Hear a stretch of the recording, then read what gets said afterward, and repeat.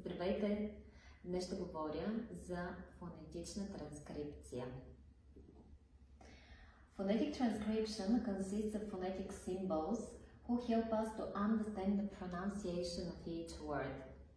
Фонетичната транскрипция се състои от фонетични символи, които ни помагат да разберем произношението на думите.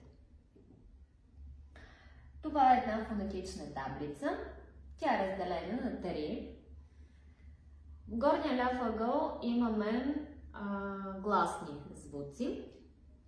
Долу са съгласните звукове, а тук горе вдясно са дифтонгите. 2 гласни звука, записани последователно. Сега ще говоря за всяка група по-отделно.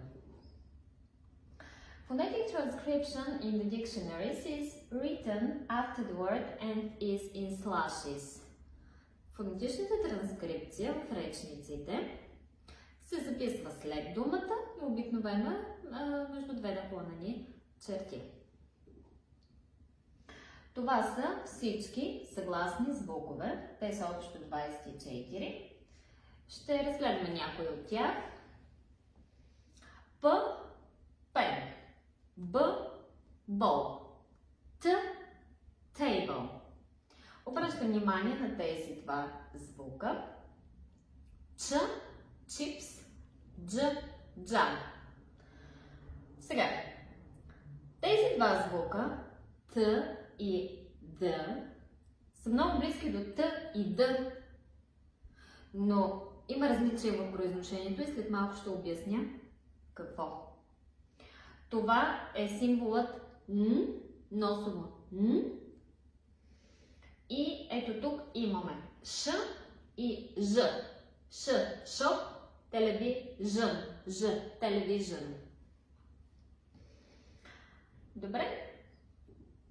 Сега, както в българския, така и в английски език съществуват двойки звукове, които, например, П, Б, Т, Д, това са звучни и беззвучни съгласни. Разликата при българският език с българският език е, че когато имаме звучна съгласна в края на думата, българския език, когато я произнесем думичката, накрая се чува беззвучна съгласна. Както е тук град, пишем с Д, Д е звучна съгласна, но произнасяме с Т, град.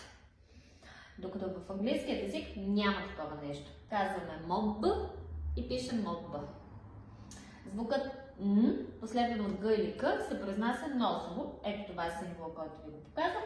Бенк. Понякога обаче има случаи, в които Г не се произнася, се чува само носово Н, като например син. Не се произнася в края на думата. Car. Казва се по-приглушено. Ring. Birthday. Не казваме Р, казваме Р. По-приглушено. Това са сега двата символа, за които казах, че ще обясня. Разликата между тях и Т и Д е, че при Т и Д езика е зад зъбите, а при произношението на тези два звука между зъбите. Казваме thick mother. Thick mother. Това са гласните звукове. Те са общо 12 и се делят на дълги и кратки. Дългите са означени с двоеточие. И. У. Това е символът шва. Или още наречен колибка. А този символ определя звука между А и Е. В думата cat казваме, отваряме уста да кажем А, но казваме Е. Така. Наподобява този символ и тези два звука, наподобяват всъщност българското Ъ. И казахме, че в транскрипция дългите гласни се означават с две точки. Звукът А е между А и Е. Звукът А наподобява А, като например думата К.